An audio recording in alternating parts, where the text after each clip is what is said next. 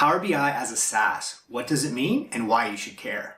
So when I'm talking about Power BI as a SaaS, what I'm specifically meaning and referring to here is actual SaaSification of your Power BI content or your Power BI insights. Taking your Power BI assets, taking your Power BI insights and creating a software solution around those and making that available to your customers and your end users. It specifically means to create a product around your domain expertise with the work you're already doing with your Power BI content today.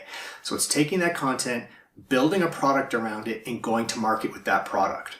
Most importantly, the idea of SaaSification of Power BI comes down to the fact that you can now monetize and commercialize your Power BI assets. So you can actually take that insight you're already doing today and you can bring it to market in a packaged solution that allows you to sell it to customers and make money and create a business offering around that Power BI content and your Power BI expertise that you have already.